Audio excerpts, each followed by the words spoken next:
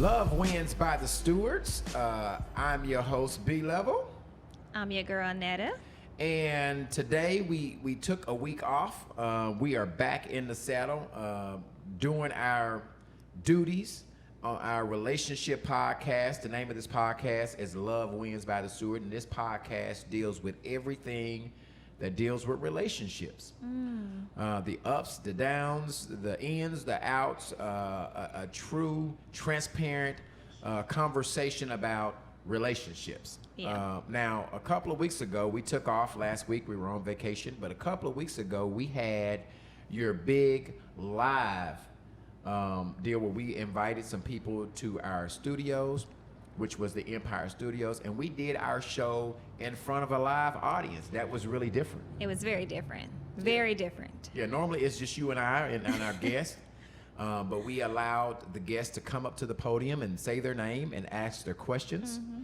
It was cool. And it was really, really cool. It was cool. It was dope. Cool. Yeah, it was dope. That was a great idea. It was cool. It was yeah. cool. I mean, did you dig it? I mean, I think everybody did. It was shared multiple times. Normally, I don't leave the live videos up, but I think those that were on a panel left the video up, so people got a chance to get a sneak peek before we actually put it on the Anchor podcast or put it on YouTube. So I think it was pretty dope. It was cool.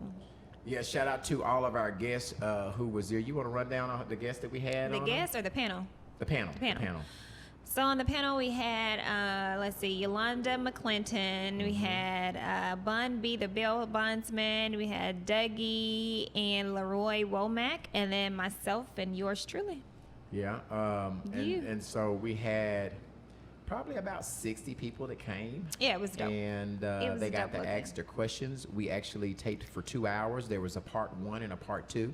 If you missed that, you can go back, tell them where they can find the video, where they can see The video is housed on YouTube, and you can search on YouTube for Brian Stewart Sr. And then, of course, the podcast is just on any podcast that you listen to, Google, Apple, Spotify, Anchor, whatever podcast you listen to, you can find it on there, Love Wins by the Stewart. And it's dope. It's really dope. And it's entitled Week 8 Part Live, and it's Week 8 Live Part 1 and Part 2. Yes. You can go. I don't know which one was the best. Part 1 or Part 2? Part 2. Part 2 was the best? I think Part 2 had the most. Anytime you talk about infidelity and sex and all that, That's true. You know, so Part 2 is when we started. But Part 1 was dope as well. The whole thing was dope. Shout out to Q Note, who is our podcast producer and has us sounding good and looking good. Also, shout out to Club Empire. We are broadcasting in the Empire Studios. And so my wife will not let me have an adult drink today, so I'm drinking orange juice. So, you know, if I sound a little bland today and my speech does not slur like normally, that means because I'm not on the juice. You know what I'm saying? My wife won't let me add the juice. That's okay. Yeah, Orange Fanta. Okay. Yeah, orange Fanta. Fanta. All right, so today we have... Oh, we're on Facebook Live, too. We didn't put that on there. Oh, yeah. We're on Facebook Live. Hey, So- everybody that's on live. So, are you giving them the opportunity to ask their questions on Facebook Live? Yes. So our reason for doing this Facebook Live is, of course, we want just to stay kind of interactive. So we always go live while we're doing the filming of the podcast to give you guys the opportunity to ask your questions, give comments about any of the content that we're discussing. We don't normally post the live after the podcast is over. We'll just kind of let it be interactive while it's being filmed and taped. But you guys can ask your questions, give comments, let us know what you're thinking, what you feel, and yeah, it's cool. So get on the live, come on live. I see some of you guys on there. Get on live, share, like, whatever, so we can, so everybody know that we're on live. Since we took a break last week, I think people are like, oh, are you still doing this? So yeah, we're still here. Yeah, we have to have a Get break. on live. I mean, we had a vacation, so we have to, tone it down and have some enjoyment time for us. And so we took a vacation. We've got a couple of more weeks after this. Wait, one more week after this before season 1 ends. And one more week, yeah. And we are trying to plan season 2, and we're trying to do something very special for season 2, somewhere around the time of our anniversary, which is the week of Thanksgiving this year. It is normally around Thanksgiving. Yeah, it's November the 23rd, and so we're trying to plan something very, very special. But right after then, we go on another vacation. We're going to Vegas. Yes. And they say what happened in Vegas stays in Vegas. So we're going to have a great time. The turn up is going to be real. It's going to be year number 7. and we're gonna do a lot of stuff that needs to stay in Vegas. We're gonna do a lot of stuff that needs to stay in Vegas. Except shopping. I gotta bring that back. Yeah, that's all we bring Run it it back. back, run it back, run it Is the stuff that we buy. We ain't bringing none of the others. We gonna keep the rest of the stuff in Vegas. Okay. Stay out of business. You in my Right. business? Right. Don't do that. So today we have a very interesting, 1, 2, 3, 4, 5, 6 topics that we're going to talk about. The first thing is very near and dear to your heart. It's one of the major things that tend to break up couples. It deals with the finances. Could you tell me the top things that make people break up? The top things that in a relationship that make people call it Not quits? disclosing your credit, hiding money.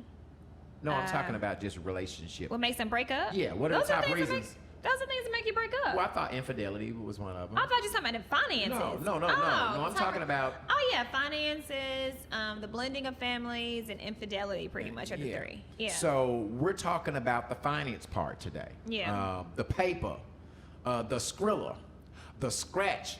You know what I'm saying? These are all of the. What's all that? Those are all the words that we use for that paper. Oh. You know what I'm saying? So, and I we're just spent it. I didn't know it had nicknames. Yeah. Okay. Paper, skrilla, scratch, all of that is your money. So, we're going to talk about how to position yourself to be financially sound through financial literacy. That's what you do for your 9-to-5 profession. Is you work in the banking industry, and you deal with money all the time. Yes. You also, it crosses over. Credit plays a big part in the banking industry. Absolutely. Loan, when people come to get loans, that play in the financial literacy in the banking industry. So today's topic is financial literacy. We're going to talk about how you get yourself right financially. How do you and your significant other put yourself in a better place to win as it relates to your money? So the simplest form of financial literacy is what? Just a basic checking and savings account, right? Yeah, pretty much. Yeah. And so everybody can get one of these. Every adult should have a depository account. So what's a depository account is a savings or checking account. Every adult should have that. Like, I've seen so many people that have that, which is nothing wrong with it if that's your choice, but I've seen so many people that has like the chime cards or these prepaid Green cards. card. Yeah, like the prepaid cards or whatever.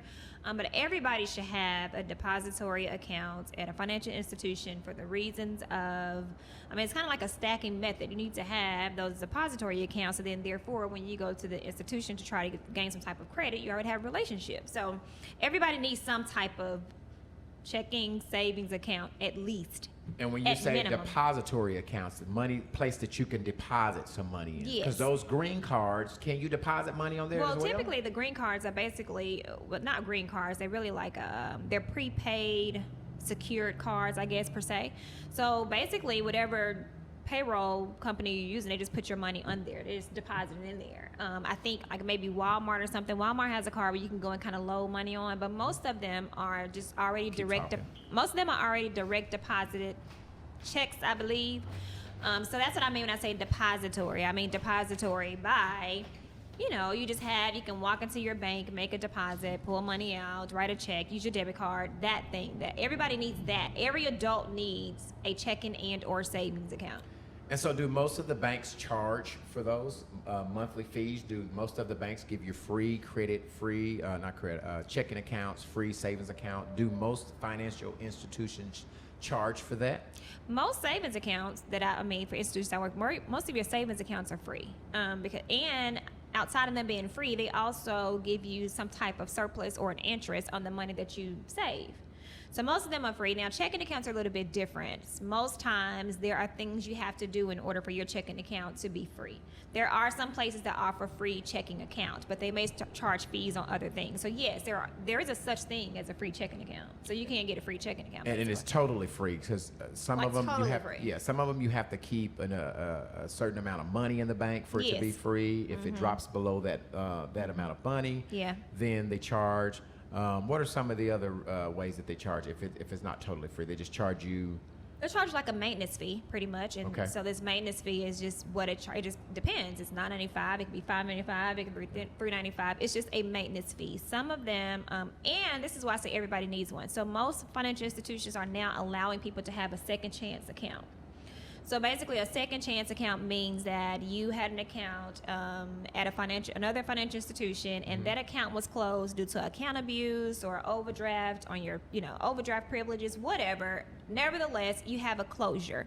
So that means that your information has been sent to check systems, and check systems now have that you had an account that was closed with a negative balance, so you owe this bank some money. Right. So most financial institutions now have a second chance account, which means that you can come in and you can get an account. So they're going to still run you through check systems. They'll run through check systems to see you have a closure. All right. But they'll allow you to have a checking account, but you just cannot have all of the amenities or all of the features that someone else may or may not have. Okay. So you may not have overdraft privileges, which is pretty much what it comes with. So those that don't have anything on check systems, you'll have overdraft privileges. Well, if you have a balance or a closure, you don't have overdraft privileges. Or they'll keep your account open for 90 days or maybe a year. If you go 12 months, 6 months, 90 days, whatever that thing is, without an NSF, then you now qualify for you to have a really free checking account with all of the features and amenities that come with that account. So even if you screwed up before and you've not been able to manage your money right where you could keep a positive balance, that they give you a second chance option so you can come back and get another checking account. Yeah. And so I remember back when I was way young, I did that, and my name was in check system, and it took almost, I think, like 7 years for me to be able to get another checking account. Like, took a while. Well, the better thing to do is just pay it off.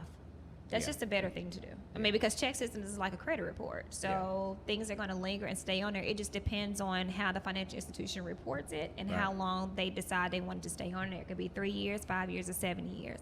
It can stay on check systems as long as possible. So the best thing to do is reach out to check systems and make an agreement to just pay it off so you won't have to worry about it. And so all of these banks are giving you so many options, like you don't even have to go into the bank anymore. Excuse me, you can take a picture of the check when you deposit. You don't even have to go in it. But that also leaves error for people to jack your money. These things that they're doing and all these features that they're giving you could mean a headache for you. Someone actually stole a checkbook of mine, and they never went into the bank. They just, what do they call that deposit when you take a picture? Remote deposit capture. Remote deposit, and they were able to get almost like $5,000 of money and just doing separate checks, one for $1,200 and one for $1,400. And I was like, well, dang, did the financial institution not make them come in to get the money? How easy was them to jack the money? Now, the financial institution did eventually, once I filed a claim, they gave the money back because I guess the money is insured, right? Oh, yeah. So, I'm like, okay, they're doing all of these features on a regular checking account, so you don't even have to go in the bank anymore to deposit money. And most everybody use their debit card. Hardly ever do people use cash anymore.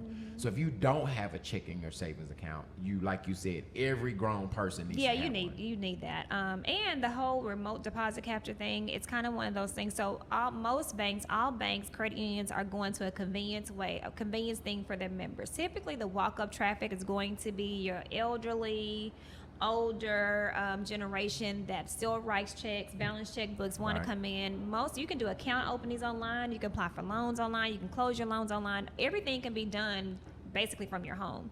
So there is a procedure and a process to go through with the whole checks thing that we kind of talked about, but that was kind of an error of the processing department of the other institution. So it really wasn't necessary. The person should not have been able to do that, but they were. And that was just an error of the other bank not really doing what they were supposed to do. Nevertheless, everything can kind of be done from your living room, basically. Right. So credit. Let's move into credit. Credit is the big thing that I've been watching your live. You've been doing Facebook Live videos about getting your credit, letting people saying that they repair your credit, charging you amount to take stuff off your credit. You were saying that you shouldn't do that. That's something that they could do themselves. So let's talk about this credit thing. First of all, people are paying individuals to clean their credit up so that they could get a better credit score. What are they actually doing? Okay, there are a couple that I know. There are a few or a couple that I know that's legitimately repairing your credit. So they're basically doing what you can do, though. Still, they're not doing anything special. They're not doing anything that you can or cannot do. You can sit down, write a letter. These letters are generated all on the internet. You can get you a letter. It's a template, basically, that says you want to dispute something for a certain reason. So all they're doing is what you can do, which is just disputing information on your credit report. It could be your name being incorrect. It could be your address being incorrect. It could be the debt has been sold to 2 collection agencies. Whatever it is, it's something that you can do yourself. But people are making money off of it because we are lazy in doing that work. We don't want to do the work. And so we just pay somebody else to do it. Now, that's your money. You do what you want to do with it. And I even tell people when they reach out to me and ask me, can you fix my credit? Help me fix my credit. I'm like, yeah, I can help you. I'll help you. But you can do it yourself. It's an easy fix. And people have to understand your credit didn't get messed up overnight. So you're not going to get an overnight fix on credit. What I have an issue with, and that's just with everybody, you do your thing, whatever you want to do. What I have the greater issue with is these people that are creating CPN numbers or... Oh, wait a minute. What's a CPN? What does that stand for? It's a credit profile number. Okay. So these people are giving you like a credit profile number. It could be like a tax ID number, an EIN.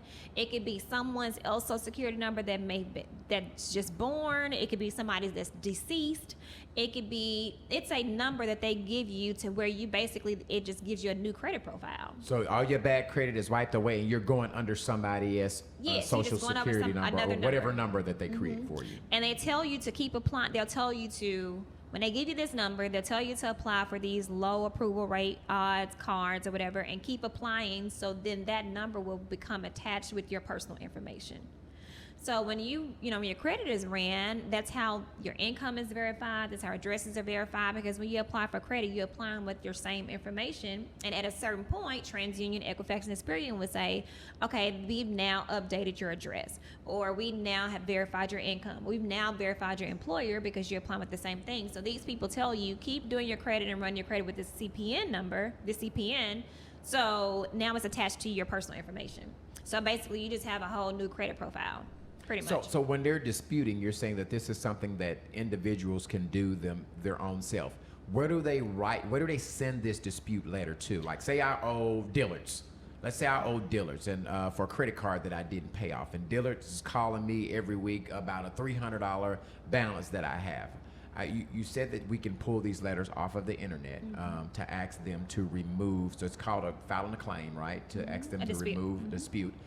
But how do I know where to send this letter to if I'm sending it to the individuals who I owe? So the dispute will always be done through, if it has went to a collection agency. So you're disputing the information on your credit report with TransUnion, Equifax, and Experian. Okay. So if you go to their website, they'll tell you this is dispute information.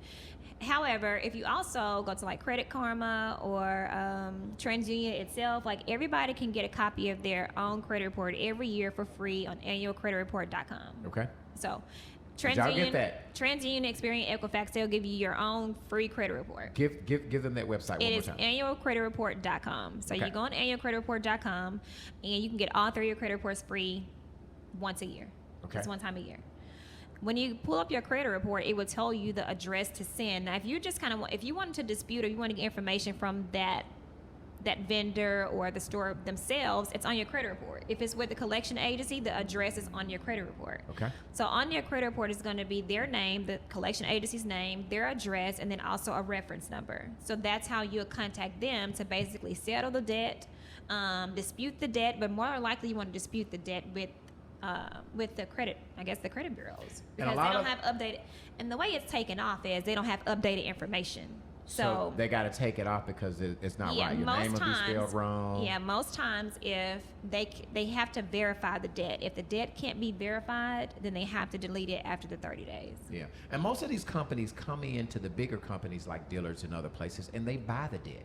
They do. They buy for it pennies on a dollar. Yeah, they buy it. I mean, say they buy debt you owe. The dealers have to write your credit off. They don't write it off if it's $1 million. They'll let somebody come in and they'll let them buy it off for $10,000. And so their job then, they turn your personal information over to these collection agency, and their job is to run and chase you down. Well, they've got it pennies on a dollar, so they will make a deal. A lot of time, if you owe $300, you don't even have to pay the $300 No. to get it off your credit. No. A lot of times if you call them and say, what will you guys, this has been on my credit report for a while, what will you guys take to remove this? You want them to remove it first, right? That's your first option. Well, yes, that's what you want them to do. You want to do a pay and remove. Pay and remove. So typically what they'll say is if you call and say, I want this debt to be removed, let's do a pay and remove. Most times they'll start off saying, in order for us to do a pay and remove, you have to pay the full debt. Okay. Now, majority of the times is what they'll say, but if you're persistent, then you can say, listen, you've had this debt, you've had it for a year, Right. It's been sent over to you guys, I'm willing to pay 50% of the debt, and we do a pay and remove, and then if they say okay, the first thing you do not want to do is pay the debt immediately. Like, What do they say? you don't want to pay the debt. Okay. So if they say okay, your next step is to say, I need you to send me this in writing.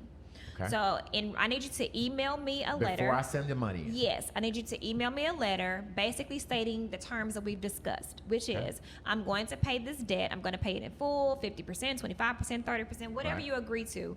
I'm going to pay this debt in full, but once this is paid, you will remove this from my credit report. And it needs to state just that. Okay. I'm paying this, and you're going to remove it. Not I'm paying it in. We'll see You what's put happening. closed or debt settled or pay. No, it needs to be removed. But Do you before get that? It does not need to say closed or settled.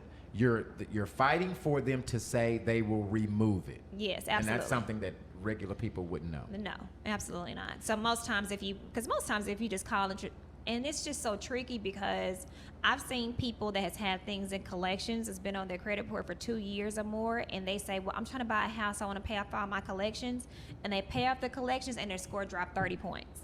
Or their score dropped 40 points. Well, why would it drop if they're paying a debt that you owe? Why would Because most times, if it's been in collections for 2 years or more, it's an existing debt and it's just there. More than likely, if you're going to pay off a debt that's in collections, it needs to happen within the year. Within the year, it probably needs to happen because it will give you 20 points, 30 points, or whatever. But if it's been on there 2 years or more, you probably have revolving debt or installment debt that's going to supersede that debt. So when you go back and pay it for something that's been on there 2 to 5 years, it's going to drop your score. Wow. Because now it's basically you're reaffirming the debt. You're saying that I really did owe it, I really didn't pay it. Yes, what we call in banking world or financial services world is that you're reaffirming the debt. The debt has been there. You haven't made any payments on it. You haven't done anything. You probably disputed it, and so it's just been on your credit report for 2 to 5 years, or how long it's been on there.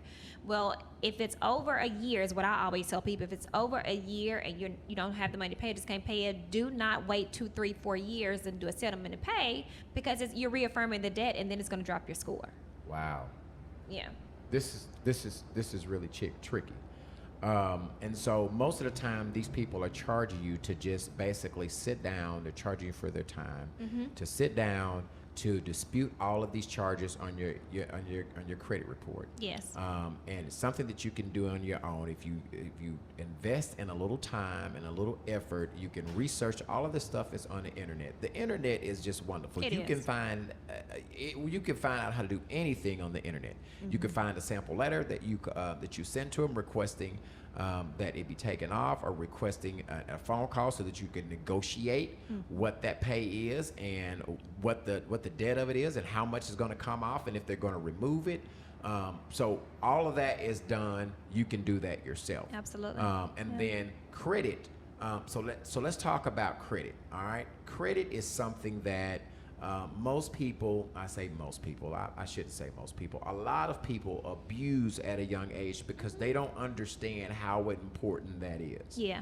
Credit is like, it follows your social security number, right? Oh, and absolutely. it's the way that the banking and the financial institution look at you to say, if I should loan you money, if I should give you money, I look at your credit and say, if you hadn't paid John, Sally, Tim, and Bob, why should I give you anything? Because you're probably not going to pay us. So if you have and what's the best way to improve your credit? Tell them the best way to make your credit. Is it getting open lines of credit and paying on it on time? A lot of people say, I don't have any credit. So that's just as bad as bad credit, right? If you don't have credit, is that just as bad? If your credit score is, let's say, a 550, but it's a 550 because you pay cash for everything. Is that a bad thing? How do we improve our credit? How do we get a better credit score? So I think the myth is what I hear a lot of people say. The myth is I don't want a credit card. I shouldn't get a credit card. So that is the easiest way, quickest way to have some type of revolving line of credit, open line of credit, basically to increase your credit score. So, but when you get that card, if you get one card, two cards, whatever, how many cards you get, you should also understand that your credit limit needs to be under 30% utilization. Okay. So that means if you have $1,000 credit card, I'm gonna explain what that means for those. If you have $1,000 credit card, and I always tell people at the end of your billing cycle or when it's time to report to the credit bureau, you need to be under 30% utilization. Well, what's the purpose of having $1,000 credit if you can't charge? If you need to stay under 30%, then it doesn't make sense to even have $1,000 if you never can charge it. Now, I didn't say you never could. What I tell people, and my thing is that you need to pay it before. And so I do a rhythm of our credit. We do a rhythm of when the billing cycle ends and when it's going to be reported to the credit bureau. Okay. So that tells me if I have $1,000 credit card and I've charged it up in my balance, okay, the week before it's time to be reported or the billing cycle ends, I need to get it under 30% utilization. How do you know when it's going to be reported? So like we have most times things are reported from the bank. So most times things are reported through maybe the end of the month to the 5th of the month. And that has to do and with I've seen them go to the 10th of the month. When your billing cycle ends. Typically, but not your billing cycle on your credit card. That's just when most banks report to credit bureaus. Okay. Most banks report to credit bureaus, of course, like I said, the end of the month and to the 5th of the month. And sometimes I've seen them go to the 10th of the month. Okay. So you just basically have to kind of see what that method is, what's your method and what happens. But if you don't know that and you cannot do that, the best thing for you to do is at the end of the month, maybe the 25th of the month or 24th of the month, have it under 30% utilization. Whatever your balance is. If you Whatever got your balance 2,000, is, it then needs it's to be 600. under 30%. So Yes. that's kind of the main thing is to make sure you get something, and even if it's a high interest rate credit card, just get you something that shows you're going to pay on time. I tell people the credit card you can use is like a First Premier credit card, or there's so many that does for high interest rate for bad credit, poor credit, or no credit. So you But want to get you get those. something. You would need to Yeah. get those so you can have something to kind of build your credit. That's the first thing. The next thing to that is your debt to income ratio. That's so very important that, there are so many people that go and get a car that has this high interest rate, but they really don't make enough for the car. So they had somebody to make them some check stubs, but now they're trying to buy a house. So now I'm trying to buy a house and I have this $50,000 car. Well, I only make $37,000 a year. Right. So I can't accumulate any more debt. So your DTI, what we say debt to income ratio, your DTI is very important. And most banks have their own percentage of what that could be. The credit union previously, the credit unions that I've been have been like 50% DTI. Some has been 43%. Okay. And it also depends on the loan you're trying to get. Most times mortgage loans will be 43%, 45%, some even 50%. It depends on the type of loan you're trying to get. But if your DTI is just out of whack, they're like, we can't lend you anything else. We're not going to lend you anything else because you have too much to The amount of money pay. you make versus how much debt you have. Is Pretty that much, a really yes. cool way? I make $40,000, but I've got $60,000 worth of debt. So I Yes. have a bad debt to your ratio DTI income. no one's going to lend you anything. You want to keep it what? 30%? You want to keep it, if I make $60,000 a year, I want to make sure I only have 30,000 of bills. Pretty much. Okay. I think that's a good number. I think 30% is and sometimes you just can't help it. I mean, you need things in life. You need a vehicle. So I get those things, but just to acquire debt, to just be acquiring and understand that when it comes to the moment that you need to buy yourself a car or you don't want to rent anymore, you want to buy yourself a home, all those things are taken into consideration. Now, what I have seen is that it's easier for married couples because typically the bank won't allow just an individual, but just allow an individual to accumulate joint debt. Like if you have a car, it's probably going to be a little bit difficult for you to have two vehicles. With married couples, they'll probably let you have 3 or 4 because it's like, okay, well, I know the husband needs a car, the wife needs a car. If they have children, the children needs a car. Right. So it's a little bit more open to having joint debt rather than just the individual person taking on. So most people, married couples, are together in relationships and sharing finances. It's much more easier to get lending because your income is combined. Now, the income is combined, but the debt will be combined as well. So you would take both of the debt.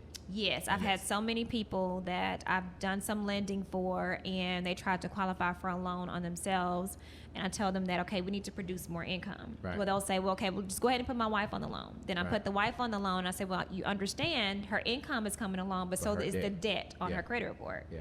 So it's a tricky thing. Credit is not one of those, cookie cutter things. I've said this before. It's not one of those cookie cutter, we gonna figure it out, I got it Right. thing. It's just not one of those. Does furniture places where you go in and you apply for furniture and making monthly payment, does those things help your credit as well? It depends on if they report it. Like you may have, How do you know if a furniture place reports you it? ask. So Depend on- typically Wells Fargo, Synchrony Bank, if you have like inhabitants or something, you just ask. Like it's very important to ask, do you guys report to credit bureaus? Yeah. I've seen people be able to pay their rent. If you pay your rent, there's a website you can go to that shows that you pay your rent, and whatever account you pay your rent from, it'll put your rental payments on your credit report and it increases your credit score. So just ask those questions like, do you guys report? Now, what I have seen, people that may use a secondary no credit check thing, like maybe a progressive leasing or whatever they use for a second chance no credit check thing, they don't typically report while you're paying it. But if you don't pay it, they'll put that debt on your credit report. So they're not going to report your on-time payments, but let you not pay that debt. If you don't pay the debt and you 90 days or late or go to collections, they're going to put that balance on your credit report. And so you basically, even though you have the money, a lot of times you want to get credit cards, you want to get something, a car note, so they can show you paying something on time every month, and that helps increase your credit score. Yeah. Your payments on time. Is a I've heard, I don't know, is a home loan easier to get than an auto loan? No, it is not. Okay, so there's not no truth that you can get a home loan easier than an auto loan, because they're saying you can drive the car out of town, they can find it, but the home, they always know where the home is. Yeah, so the underwriting guidelines, so when I say underwriting, it means that you have to basically be able to verify the information that's been entered on the application. Okay. So underwriting for an auto loan would just probably be the lender checking to see what the value is of the vehicle, to see if the dealer's selling to you for a decent price. Sometimes they may ask you for proof of income. Right. Just depends on the bank. Mortgage loans are much differently. If you have a new construction loan, those things have to be, most of them do have to be appraised. They have to have an inspector come out. They're going to want 3 years of tax returns. They want your DTI to be under 40-some%. So all the underwriting guidelines for mortgages is much more strenuous than it is an auto loan. Yeah. It's much more strenuous. So it's and an auto loan, I can walk to the dealership and just give me an auto loan and not really be so concerned about things that's on my credit. But a mortgage loan, you have to prepare to have a mortgage loan. Right. You have to start like you way can't before. just, wake up one morning, you know what, I'm just gonna get a mortgage loan. No, you have to prepare for that. Like you can't accumulate a lot of new debt. So buying vehicles or loans for 20, 30, you cannot accumulate a lot of new debt trying to get a mortgage loan, because it's a risk, and the bank would feel like you've taken on too much debt to try to pay a mortgage loan. So at this time, we're just going to wait. We're going to give it 6 months. So that's some building time. That's time to do that. And so you talked about the 3 credit bureaus, which is Equifax, TransUnion, and what's the other one? Experian. Which one is the most important? Are there one that are more important than the others? I've seen Arkansas, mostly Arkansas uses TransUnion. I've seen them that use. weighs more than the other ones. It doesn't weigh more, but Arkansas uses TransUnion more. I've seen some places use Experian just a tad bit, but typically it's TransUnion, and they use TransUnion because it has a cheaper reporting method. So most institutions here are going to use TransUnion for that reason. But it's not sad, but it's different because TransUnion tends to be the one that has the least score. So Experian, your score with Experian or Equifax may be 625. 615, TransUnion may be 575. So TransUnion seems to always have the lower of the score. Is it because they're harder on scoring you? They take the scoring a little bit more serious, and they're harder to get a better score since they're lower? I think most people report to TransUnion. There's more reporting, and like I said, TransUnion is a cheaper way to. It's a cheaper method to report to. And so it's most more institutions most lenders use TransUnion, and they're going to report more. Like if you compare your credit reports to TransUnion, Experian, and Equifax, there will be some things on TransUnion that's not on Experian and Equifax. So that's probably why you have the better score on those two, because the things that's on TransUnion is probably not going to be on Experian or Equifax. Okay, people, that means you have to pay your bills on time. That means you have to grow up. That means your credit score, it never leaves you. It can get better. It can get worse. Somebody said that if you have more open credit, your credit will fluctuate quicker and it'll go down quicker, which means if you have a couple of months that you don't pay, if you have a lot of creditors, it crashes your score quicker. If you pay them on time, it goes back up quicker depending on how much open credit line you have. Is that correct? And right now, it's a lot of people really need to take advantage of COVID-19. Just take advantage of it. I think the worst thing people do is so crazy, because the worst thing they do is they'll just not pay the debt and not communicate with the person, not communicate with the lender. That's the worst thing you could do, is not communicate, because they understand COVID. I've seen so many institutions say, COVID-19 causing problems, we're here to help, give us a call. Outside of that, it's also important for you guys to have debt protection products. So if you get a auto loan and they offer you GAP, take it. If they offer you some type of debt protection, the debt protection basically says if you lose your job by getting terminated, pandemic, if something happens, if you get laid off, whatever happens, it covers you if just in case those things happen. So I had so many people to call and ask, do I have this on my loan? Do I have this on my loan? It was like, no, you don't, because you opted out of it. Right. Which typically is probably a few dollars more. It is going to be a few dollars more on your loan, but it's worth having for times like this. I think this COVID-19 era has really woke up so many people on kind of protecting consumers, protecting themselves. Wow. Yeah. Wow. So anyway, financial literacy, this is my financial expert. I ask her all of my financial questions. I just happen to sleep with the woman every night that gives me financial advice. But credit is really important. Keep your credit great. Pay your bills on time. The older you get, the more important that credit should be to you, the more you're going to have to use it. Credit is not equal to cash. Sometimes you say if you got the cash, it's equal to credit. That is not true. Do not believe that. You can have the cash money and can afford a vehicle, but can't get a vehicle because your credit is Absolutely. bad. So keep up with your credit. So I kind of wanted to do that. I know it's not as interesting as some of this baby mama drama and this sleeping with subjects that we talk about, but financial literacy is really important to a relationship, because you got to have your money right. Absolutely. That's one of the leading causes for people breaking up is finances. So I wanted to do that spiel on credit. If you have any further questions, give them the email that they can email their financial financial literacy questions to. Stewart.lovewins@gmail.com. All right, that's stewarts.lovewin@gmails.com. Yes. All right. So the next issue, we were waiting to talk about this. Black Lives Matter. All right. So there have been so many things going on around in our country with law enforcement, and this Black Lives Matter movement is a very important. I know a lot of people that's joined the cause. It's important. These people just want to be heard. I think a lot of times people are tired of being on the short end of the stick as it relates to the law enforcement. We've had so many people that have died in the hands of law enforcement all across the country, and it's just sad. It's just sad that time after time you see a police, a law enforcement, over abusing their power and shooting people that are not any threat to them, that are not resisting arrest. But because they can. And the Black Lives Matters movement is holding them accountable. They are tired of dying at the hands of law enforcement. They are tired of getting shot down in the street. I had a conversation with both of my boys, and it's a shame that I have to have deep conversations about what they need to do when they're stopped by law enforcement. In our race, and I say our race, black people, most of them as a whole don't trust the police. And I have to tell them, if you're stopped, keep your hands where they can see you.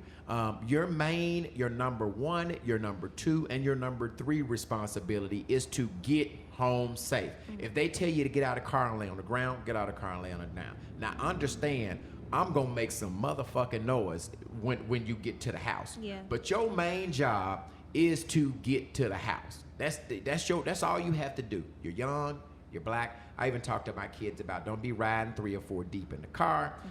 You are a target. You're gonna be profiled. You're a suspect.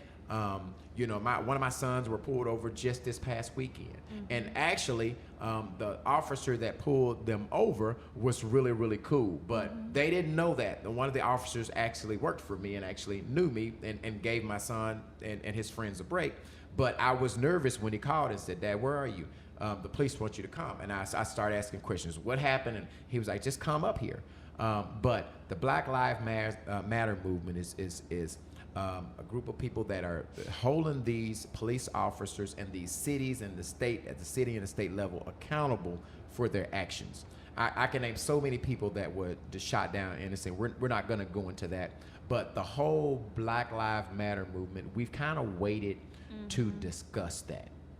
I think the more frustrating part to me is that we do have 2 sons, and the more frustrating part is that, you know, instead of talking to them about their dating lives or, you know, what they, you know, their careers, what they want to do after high school, and, you know, how's your day? So instead of having those type of conversations, the conversations has not been those things. The conversation is, okay, let's talk about what happens if you get pulled over. Let's talk about, you know, if the police says this, and let's talk about how you deal with it. Let's talk about, you know, what your response needs to be. And let's talk, so it's emotional for, you know, for me, because, you know, I'm a mom of, like I said, we have 2 older boys, and it's really sad that, you know, we have to tell our boys to dress a certain way, and, you know, and keep your hair cut, and you want to look decent, and you just don't want to look like a threat, when they're already looking like a threat because they're African American young men. So because they're African American young men, you're already a threat. But we have to say things like, you know, we like for our children to have the nicer things. We work really hard, and so it's kind of one of those, make sure you have your license and your registration, don't make no sudden moves. And so all that stuff, it refrains our children from living natural lives, just because they're African American young men. And that's just frustrating. It's very frustrating. It's difficult to hear, see, and talk about. It doesn't make sense to me. And, you know, I grew up in Howland Court, so we were just, you know, the police are supposed to serve and protect us. I never liked police from the beginning, because in the projects, they teach you bad things. The police do a lot of bad things. They shake you down. They take your money. They stop you illegally. They try to get you to turn into an informant. So, you know, from a young pup growing up, I never really bought into the police serving, protecting you. You know, I always tell my sons, if you're at a point where you can record, you know, you record. Now, don't make a move to get your phone, but if you're at a time where they're contacting you and you see them come and hit that record, that is your right to be able to record it. If they have a body cam on, ask them, is it on? If it's not, sir, can you please turn your body cam on? You know, stay in a position that's in front of their cars. That's so important. We have to have weekly meetings at the house about what you do. When you get stopped, get in front of the vehicle, because normally there's a camera that's in front of the car that can record it. If you're on the side, it doesn't get it as much. So first thing, if you have a cell phone privilege, you can record it. Try to do that first. Second, if they have a body cam on it, you ask if their body cam is on. You ask them to turn it on if it's not. And then third, try to be in front of the patrol car, because normally there's a camera that's recording everything in most police cars. You know, so we have to. It's so sad that as young adults, both of my kids. Here's a really, really, really interesting thing. When my kids, both of my sons, were under 10, they both wanted to be police. I'd ask them, what do you want to be when you grow up? And both of them said policeman, law enforcement. If I ask them now, neither one of them want to be in law enforcement. And that is sad. And that's been over the last 10 years how that opinion has changed, to where the police officer job used to be a really highly respected job and career that you could have, to now, you know, now I will say this. Let me say this. all law enforcement are not bad. Yeah, I was just have gonna some say law that. Yeah. enforcement friends, Officer Stewart that I know that works for the club every week. There are a lot of officers that are great officers. Yeah. Do not take this podcast and us saying that all police are bad, because Yeah. they're not. There are some great police that are here in the city of Little Rock, that are here in the city of Maumelle, that are here in whatever city you have. It's just that the bad ones make it so. One bad one can ruin a bunch for all of the good cops that are doing their job. One bad cop, one bad interesting thing That's that true. happened can ruin it for all of the good cops. Now, speaking of cops in Little Rock, we've got this big deal that we haven't talked about the chief of Little Rock Police Oh Department. boy, that is something there. They have, he's gotten several lawsuits that he was named in. He has gotten so many of his supervisors, his lieutenants, saying that the police department is in a disarray, and it's not functioning right. What do you think about that? Like, what's your opinion on that? I think it's just envy. I honestly, and I haven't met the chief personally, but I think it's just a lot of envy. I think a few of the people that's on that list that I saw, I think they went out for his job but didn't get that job. Yep. I have not seen anything that I have been in disagreement with that he has done since being in that role and being in that position. That's a very, I have an uncle that was the chief of police of a city, and it's hard. It's hard work to be pleasing to everybody. You're not gonna win with everybody. So I think it's just one of those things to where, because he's a new guy, he's a newcomer, and they've been there for a while. I think there's A lot of jealousy. Yeah, there's a lot of jealousy, there's a lot of envious. I think they feel bad for being overlooked. I think that because he's the new guy, not new in not new in what he does, but he's new here, they want him to do the song and dance for them, because they just like, I've been here, we've been here, you do the song and dance for us. But the reason, I think he was hired for the reason of making a change for the city of Little Rock. And I think that, upon those that hired him and selected him felt that he could do the job that he needed to do. Whatever he does in his personal time, that's his personal business. That's what he does. But what he's doing in the role as the chief of police, I think that from what I've seen and what I've witnessed, he's done. And if he's not doing that job, the same panel of people that brought him in would be the same panel of people to dismiss him if he's not doing what he's doing and doing his job effectively.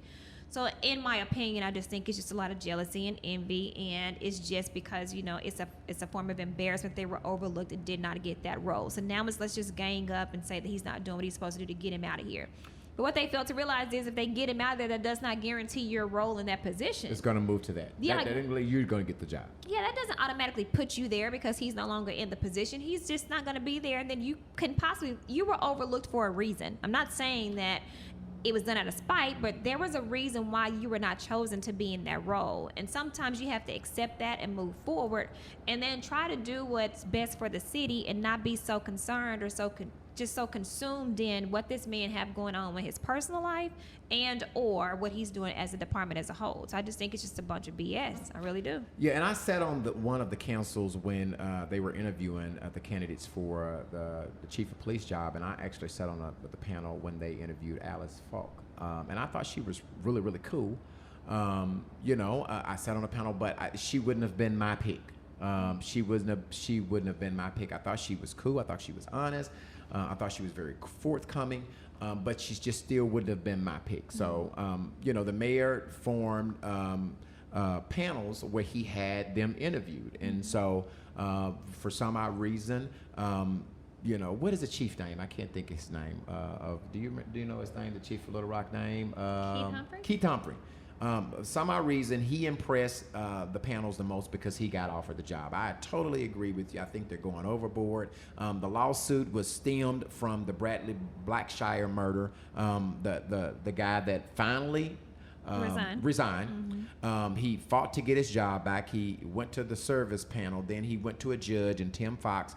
That's why it's so important to vote. And we're going to talk about voting here. Tim Fox put this man back on the street. Judge Tim Fox put him back on the street.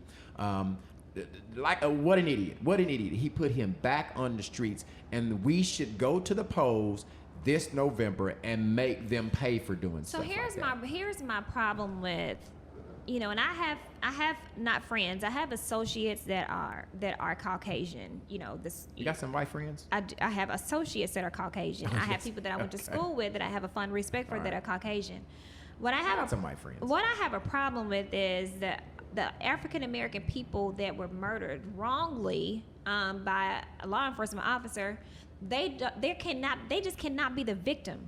Like they turn from being the victim to a suspect. Because the first thing they'll say is they were murdered wrongly, but then they'll go and try to pull up all the damn dirt they can on that person, which is, oh, he was a drug addict. Oh, well, he robbed such and such. Car. Oh, they cannot be a victim. Like I think it is just so disappointing and so sad how these people were, whatever they were doing at that moment they were killed in the moment of you just being an asshole and just because you just had this ego problem, and their families can't even grieve properly and go through the process of what they have to go through because they are only the victim when people found out that they were shot and killed. After that reason, then you go just pull up everything you can. That's the part of this whole thing that frustrates me the most, is that they turn from being a victim for probably in a couple of hours to now being a suspect. But that does not make sense to me. That doesn't make sense to me. They even did it with the whole Trayvon Martin kid. Like, he was a kid. Like, you go pull up dirt on a kid that was walking to the store to get him some Skittles and a juice. But then you go and pull up, well, he didn't live with his dad or his mom and dad weren't together. So what? So that is okay, now I'm going on a rampage because that pisses me off. Like, that just pisses me off how they just do not allow these people to be what they are. They are victims that were wrongly killed. And that's just what it is. Don't turn them into a suspect because you want to put light of an officer killing them in cold blood, because that is exactly what it is. So that frustrates the HE double hockey sticks out of me. Yes.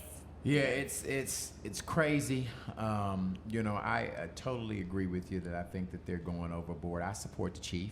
I think he's doing the best job possible. I don't think he's doing a wonderful job. I think he's only going to do, as best of a job that his autonomy and this whole city will allow him to do. So I support the, I even look at some of the city board directors, Lance Hines, that a couple of weeks ago he asked Mayor Frank Scott Jr. to terminate him. And I was happy that Mayor Frank Scott Jr. Respectively declined. Mm-hmm. But that's a professional dislike. That's like sending something that says, per my last email, I'm going to respectfully decline your statement and your question. No, I'm not happy. I'm not doing that. And so he's been making a news appearance saying that he didn't have any faith that the chief could lead our city in the right place. When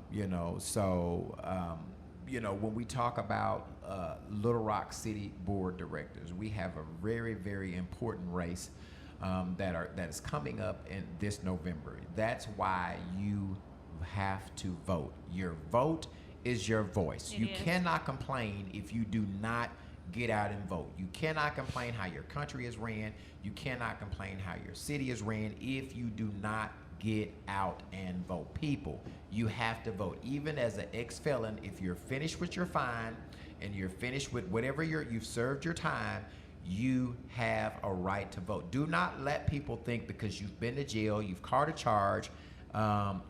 There's a lot of comments on there. I don't know that you can see them over here.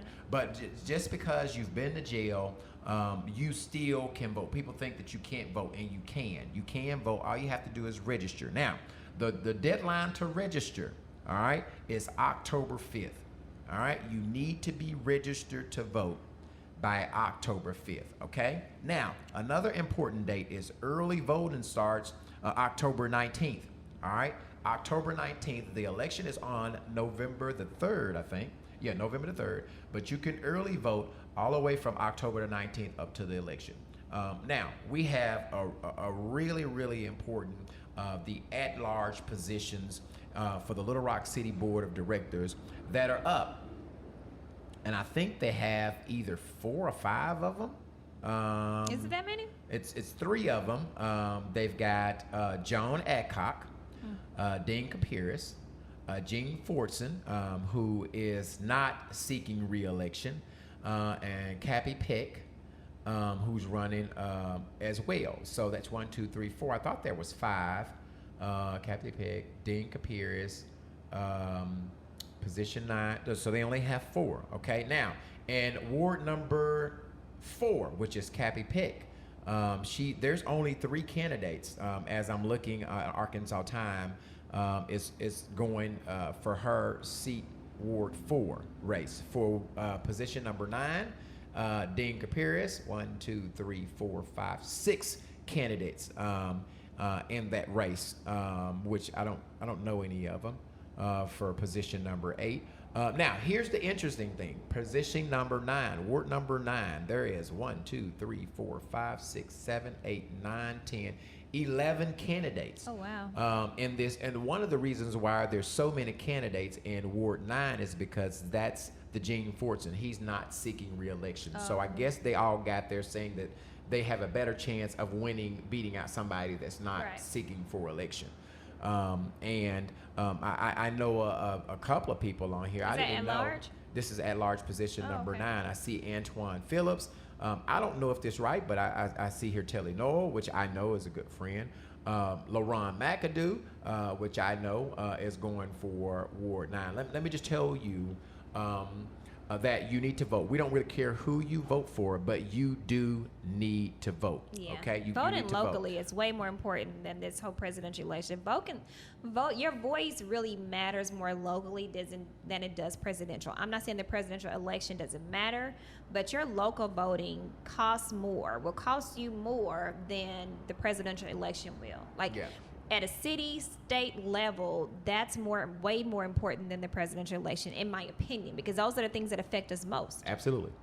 I didn't know Telly was running, but Antoine, let me tell you about Antoine Phillips. I know, and he will be getting my vote. I'll say it as my podcast. I own it. I can tell you vote who you want to. This is a guy who has. I think that you have to have. You can't be one-sided on the city board. In order for our city to grow, we gotta get the old 89-year-old, 90-year-old, white males, white females. Our board of directors need to look like the city that they run. All right, our city is somewhere around 42% African American. That means that if they have 12, then they need to be at 40%. All right, not 50%, but 40%. So that would mean that they need to have somewhere around 5 or 6, African American. The board of director needs to look like the city that they're over and that they're running. So Antoine Phillips, getting back to him, he is a guy that he's an attorney here in Little Rock. He has lived. He's a partner, right? Yeah, he's a partner there at that big firm. Right, Lenz and Jennings. Yeah, and he has lived on Wright Avenue over in the hood. He's lived out in West Little Rock. I think because he's lived in this area, he can understand the challenges of all citizens of Little Rock. Absolutely. All right. He's been working. He was on the advisory board for Mayor Frank Scott Jr. So he helped Frank Scott Jr. get elected. I personally endorse him. I was on a Facebook commercial that he did, and I know that they treat our businesses, our citizens different on north of 630 than they do out in West Little Rock, and he will fight to get that even as possible. Yeah. So Antoine Phillips is one of the ones in position number 9. Yeah, I think that when we kind of talked to him just about his position, why he's running, what it meant, I think the most important thing with me, and because I'm in this industry, the most important thing that he said that I totally agree with is to try to get more businesses in the area of 12th Street and what's all in that area. Like it's almost like, we're gonna only cater to the people that lives there. So if you bring things over there like financial institutions, grocery stores, and Walmart, if you bring things over there to kind of generate more businesses, it makes more sense. So that's kind of one of the reasons why he said he wanted to, run for this seat, because of that reason, just to kind of build more businesses over in that area, so those people can have the same substantial businesses as they do in Chanel or Highway 10 or wherever. So I think that's a huge benefit too. And the at-large position is all of Little Rock. Normally, when you have a ward, it deals with a specific place, geographical part of the city. But if you win an at-large position, that gives you an opportunity to serve the whole Little Rock area. And so that's the difference of an at-large position rather than a regular senator board director. Okay, now, real quick before we get out of here, position number 9, and that's Director Joan Adcock. Now, She is the one that, to me, because I watch every city board director meeting every Tuesday. You know, it's funny. It's just an inside joke, and I will say this: if you listen to her, she put a lot of s's on her words. She said lots and lots and lots. I mean, but she's funny to me. But she has 1, 2, 3, 4, 5, 6, 7, 8. She has 8 candidates that are vowing to be. I think some went out. Some went out of her. You said what now? I think a couple of people dropped out of the race for her on her seat. I think. Yeah, I think this girl Sheridan Richards. She happens to work for, I think, UAMS. She's in the human resources for UAMS, and I've tried to follow her story, and she seemed to be very interesting. I've never met her, but I don't know, other than that, I don't know any of these candidates in position 10. So do your research on your individual candidates, see what they stand for. They're all vowing for your vote. I think you should be involved in your city. I think you should know what's going on, and I think you should vote. You cannot complain if you do not go to the polls and vote. That's true. You can't complain.